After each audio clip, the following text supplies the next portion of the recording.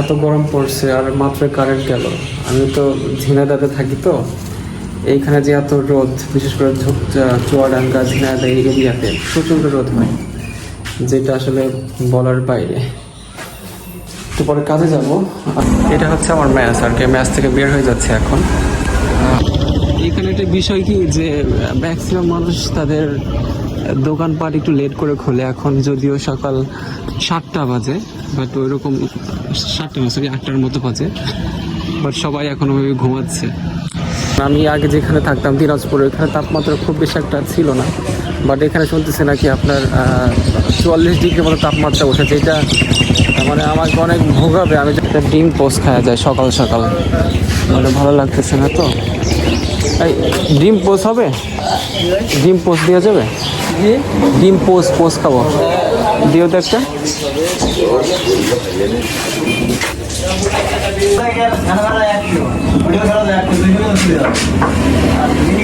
ডিম খাইলাম, বাট হচ্ছে একটা পরিবেশ থাকে না যে হাইজেনিক পরিবেশ, খুবই ভালো, মানে হচ্ছে পরিষ্কার, ওইগুলা ছিল না এখানে।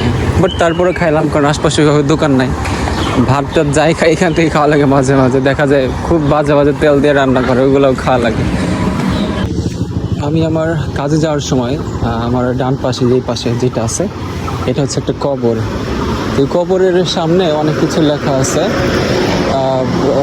যেটা আর কি খুবই কী বলে যে সেন্সিটিভ বলবো না, মানে হচ্ছে দেখলে খুবই ভালো লাগে লেখাগুলা, কারণ সবাই যখন যাওয়ার সময় পড়ে ওগুলা, অনেক কিছু শেখার আছে। আর একজন মুসলিম হিসাবে কবরের পাশ দিয়ে গেলে সবারই খারাপ লাগে, যে একজন এখানে আসতে হবে। এই যে আমি লেখাগুলো দেখাচ্ছি, এই যে পাশে লেখাগুলা, মানে খুবই সব কোরআনের আয়াত দিয়ে লেখা এগুলিতে। আমি যখন এই কবরের পাশ দিয়ে হাঁটি, আমি মানে এতবার এই লেখাগুলোর দিকে তাকাই, মানে খুবই ভালো লাগে দেখলে। কোরআনের আয়াত কত সুন্দর করে বলা আছে, মানে মনটা খুবই শান্ত হয়ে যায় এই দিক দিয়ে আসলে। এটা হচ্ছে একটা এনজিও, DAS। দুই পাশে গাছ, সুন্দর ছায়া আছে গাছের। সকালবেলা বিকালবেলা হাঁটতে এত ভালো লাগে এই দিক দিয়ে, মানে ভিতরে 100 কোটি টেনশন থাকলেও এটা মানে শেষ হয়ে যায় এই রাস্তাগুলো দিয়ে হাঁটলে।